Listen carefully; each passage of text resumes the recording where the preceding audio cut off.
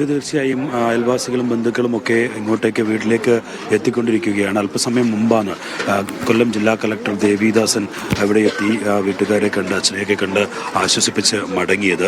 എന്തായാലും ഇപ്പോൾ അയൽവാസികളും ബന്ധുക്കളും ഒക്കെയായി നിരവധി പേർ ഇവിടെ എത്തിയിട്ടുണ്ട്. ഇവിടെയും പൊതുദർശനമുണ്ട്. കുറച്ചു നേരമായിരിക്കും ഇവിടെ പൊതുദർശനം ഉണ്ടാവുക. അതിനായുള്ള സജ്ജീകരണങ്ങളൊക്കെ നിലവിൽ ഇവിടെ ഒരുക്കിയിട്ടുണ്ട്. നാട്ടുകാരൊക്കെ ചേർന്ന് ഈ വീടിനോട് തൊട്ട് പിറകിൽ തന്നെയാണ് മിഥുൻ്റെ സംസ്കാര ചടങ്ങുകൾ ഒക്കെ നടക്കുക. വീട്ടിനകത്തിപ്പോൾ അമ്മൂമ്മയും ഒപ്പം തന്നെ അച്ഛനും അനുജനും മറ്റ് ബന്ധുക്കളും ഒക്കെയാണുള്ളത്. അവർ നിലവിളിച്ച് കരഞ്ഞുകൊണ്ടിരിക്കുകയാണ്. തങ്ങളുടെ പ്രിയപ്പെട്ട കുഞ്ഞുമകനെ നഷ്ടപ്പെട്ടതിൻ്റെ വേദനയിലാണ് അവർ. അനിയൻ പ്രിയപ്പെട്ട ചേട്ടനെ നഷ്ടപ്പെട്ട വേദനയിലാണ്.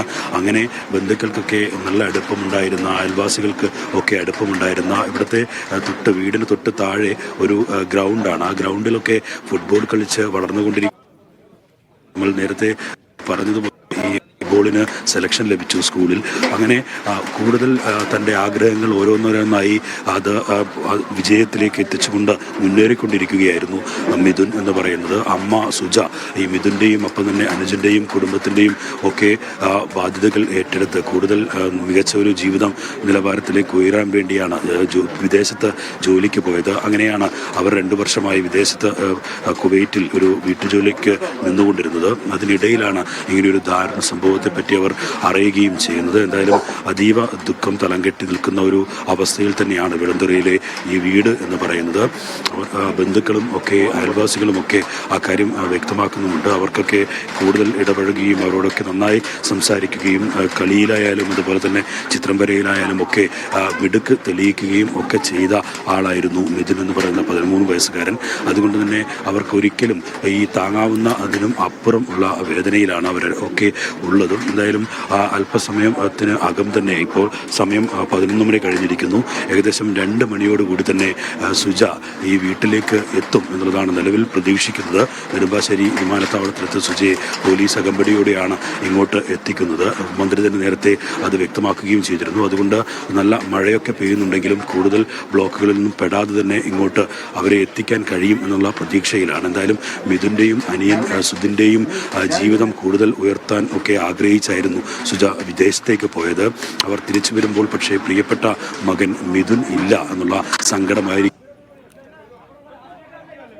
കഴിയുന്നതിലും എത്രയോ അപ്പുറമായിരിക്കും ഇവരുടെയൊക്കെ വേദന. ആ നിമിഷം എങ്ങനെ ഫേസ് ചെയ്യും എന്നറിയാതെ വളരെ സങ്കടത്തിലാണ് അച്ഛൻ. അല്പസമയം മുമ്പ് കളക്ടർ വന്ന സമയത്തൊക്കെ അച്ഛനോട് സംസാരിക്കുകയുണ്ടായി. പക്ഷേ ഇന്നലെ ഉണ്ടായിരുന്ന ഒരു വലിയ ഷോക്ക്, 2 ദിവസമായി തുടരുന്ന ആ ഷോക്കിൽ നിന്നും ഇപ്പോഴും അദ്ദേഹത്തിന് മാറാൻ കഴിഞ്ഞിട്ടില്ല. അദ്ദേഹം നമ്മളോടൊക്കെ സംസാരിക്കുമ്പോഴും വിങ്ങിപ്പൊട്ടുന്ന സാഹചര്യത്തിൽ തന്നെയാണ് ഇപ്പോഴും തുടർന്നുകൊണ്ടിരിക്കുന്നത്. ഒപ്പം അമ്മൂമ്മയുടെ കരച്ചിൽ ഈ ചെറിയ ഒരു വീട്ടിനകത്ത് നിന്ന് കേൾക്കാനും കഴിയുന്നുണ്ട്. കുഞ്ഞനുജൻ തൊട്ടടുത്തായി ഇരിക്കുന്നുണ്ട്. അങ്ങനെ ഏറെ ദുഃഖഭരിതമായ ഒരു അവസ്ഥയിൽ തന്നെയാണ് ഈ വീട് ഇപ്പോൾ കടന്നു പോകുന്നത്. അയൽവാസികളൊക്കെയായി കൂടുതൽ പേർ ഇങ്ങോട്ട് എത്തുകയും ചെയ്തിട്ടുണ്ട്. ഇപ്പോൾ നമ്മൾ ഈ കാണുന്ന ഭാഗത്ത് വളരെ ചെറിയ വീടാണ്. ആ വീടിനോട് ചേർന്ന ചെറിയ സ്ഥലം മാത്രമേ ഉള്ളൂ. ആ വീടിനോട് തൊട്ട് ചേർന്ന ഭാഗത്ത് ഇപ്പോൾ ഈ ദൃശ്യങ്ങളിൽ കാണുന്ന അവിടെയായിരിക്കും മിഥുൻ്റെ സംസ്കാര ചടങ്ങുകൾ നടക്കുക. ചെറിയ വീടിനോട് തൊട്ട് ചേർന്ന് ചെറിയ ഭാഗം മാത്രമേ ഉള്ളൂ. അടുത്തടുത്തായി മറ്റു വീടുകളും ഒക്കെയുണ്ട്. ഈ ഭാഗത്തായിരിക്കും എന്തായാലും സംസ്കാര ചടങ്ങുകൾ നടക്കുക. ഒരു 5 മണിയോടുകൂടി സംസ്കാര ചടങ്ങുകൾ നടത്താൻ കഴിയും എന്നുള്ള പ്രതീക്ഷയിലാണ്. ഈ വീടിനോട് തൊട്ട് ചേർന്ന ഭാഗത്ത് ഇങ്ങനെ ഈ മറ്റ് സിമെൻ്റൊന്നും പൂശാതെ ഒക്കെയാണ് വീട് ഉള്ളത് എന്നുള്ളതും നമുക്ക് ദൃശ്യങ്ങളിൽ കണ്ടാൽ മനസ്സിലാകും.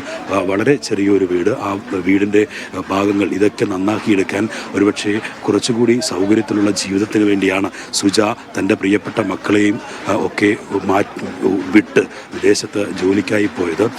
അങ്ങനെ 2 വർഷമായി കാണാത്ത മകനെ തിരിച്ചെത്തുമ്പോൾ സുജയ്ക്ക് മൃതശരീരമാണ്, ചേതനയേറ്റ ശരീരമാണ് കാണാൻ, ഇതിൻ്റെ ശരീരമാണ് കാണാൻ കഴിയുക എന്നുള്ളതാണ്. എങ്ങനെ അവരെ ആശ്വസിപ്പിക്കും എന്നറിയാതെ ഇങ്ങനെ കുഴങ്ങി ഇരിക്കുകയാണ് നാട്ടുകാരും ബന്ധുക്കളും അയൽവാസികളുമൊക്കെ. എന്തായാലും സുജ ഇവിടെ എത്തുന്നതോടുകൂടി വലിയ തരത്തിലുള്ള ദുഃഖഭരിതമായ ഒരു അവസ്ഥയായിരിക്കും നിലവിൽ ഇവിടെ കാണുക എന്നുള്ളതാണ്. അതുതന്നെയാണ് ഈ നാട്ടുകാരൊക്കെ പറയുകയും ചെയ്യുന്നത്. ഇത്രയും പ്രിയപ്പെട്ട ഒരാൾ നഷ്ടപ്പെട്ടതിൻ്റെ വേദന അവർക്കും ഉണ്ട്. അങ്ങനെ അയൽവാസികളൊക്കെ ഈ മാധ്യമപ്രവർത്തകർക്കുൾപ്പെടെ ഇവിടെ എത്തി ഇങ്ങനെയൊരു യാദൃശ്ചികമായ ഇങ്ങനെയൊരു സംഭവം നാട്ടുകാരും എല്ലാ സഹായത്തിനും കൂടെ നിൽക്കുകയും ചെയ്യുന്നുണ്ട്. അങ്ങനെ പ്രിയപ്പെട്ട ഒരാളുടെ ചേതനയേറ്റ ശരീരം ഏറ്റുവാങ്ങാനായി തയ്യാറായിരിക്കുകയാണ് ഈ മുളന്തുരുയിലെ വീട്. ദിവ്യ.